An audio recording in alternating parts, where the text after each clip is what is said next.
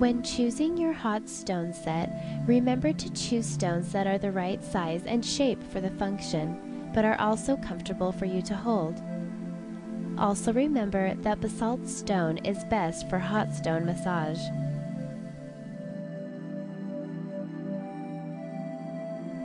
A 50-piece working stone set will be used as the stone set during this hot stone massage session. This set provides a wide variety of stones, allowing you to perform a full body massage.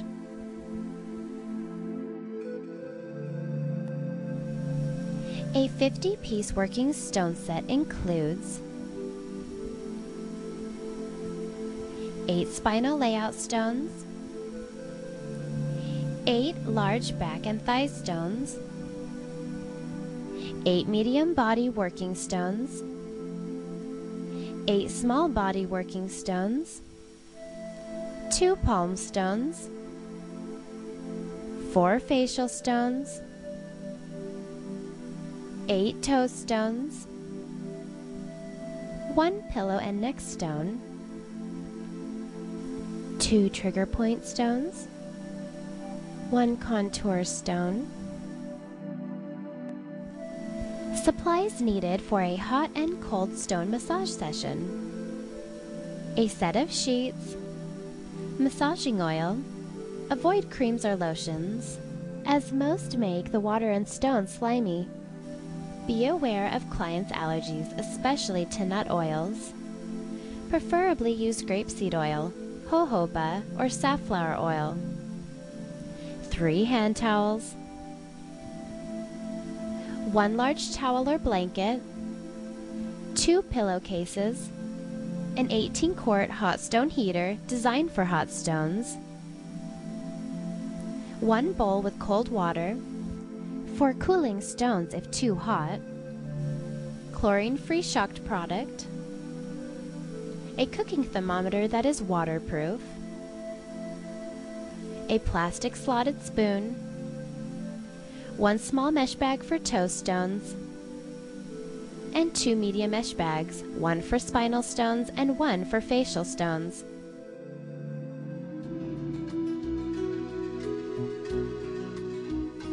Prepare for your session by setting up your workspace. You will want to make a space that is comfortable, relaxing, and inviting as much for your client as for yourself. Find a table in your room where you can set up your heater. It should be a sturdy table that is large enough to accommodate the heater, the towel to dry the stones, and the slotted spoon. You should also keep an extra pillowcase nearby for use with placement stones if the stones are too hot for your client. Once the heater is in place, put a light-colored hand towel on the bottom to lay the stones on.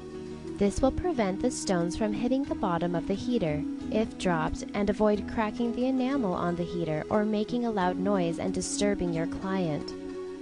If you use a light-colored hand towel, you will be able to see the dark stones in the heater much easier.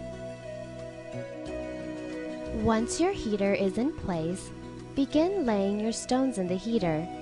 When placing your stones in the heater, choose a pattern that allows you to easily find the stones you'll need during the session, and then consistently use this pattern. This helps to greatly reduce the time spent in retrieving the stones during the massage. When all the stones are arranged in the heater, add water until they are completely covered, then turn on the heater. Please remember that you are heating up a set of dense, large stones. It takes the heat a while to penetrate through the stones. Plan for about 1 hour to heat the stones thoroughly. Make sure that you have a thermometer in the water to be able to closely monitor the temperature of the water and stones. The temperature of the water should be between 120 to 140 Fahrenheit. The temperature of the stones will depend on your client's sensitivity to heat as well as your own. Be aware that the edge of the roaster gets very hot, so be careful when you reach into the roaster to get your stones that you do not burn yourself on the edge, the water, or the stones. Making sure that the temperature of the stones is consistent is extremely important for yourself as well as your client. Keeping the stones between 120 and 140 Fahrenheit usually allows you to be able to hold the stones in your hands. Always use a thermometer in the water to be able to closely monitor temperature throughout the session. Even if you have established that a certain setting on your heater gives you the right temperature, you need to continue to use a thermometer as the temperature can vary due to the age of your heater and the temperature of the room.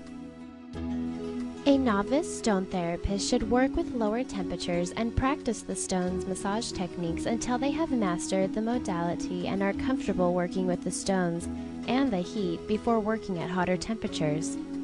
You are working with a modality that uses heat as well as heavy stones, and there is always the possibility of injuring a client by either burning them or injuring them with a stone.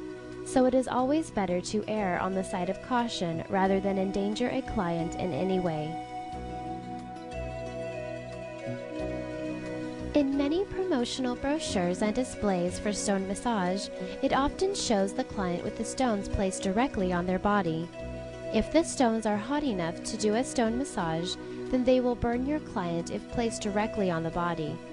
Always use a towel or a pillowcase between clients and stones. Never transfer the stones from your heater onto your client using a spoon or other utensil.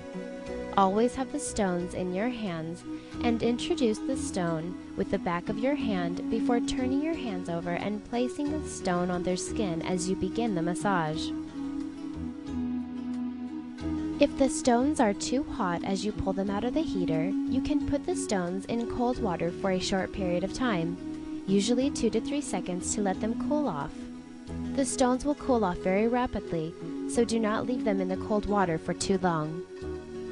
You can also set them on the towel to allow them to cool down a while as you put oil on your client. Massage them a bit and prep them for the stones.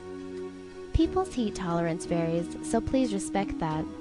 As you are working, be sure to consistently evaluate the temperature and positioning of the stones to ensure a relaxing and therapeutic experience for your client.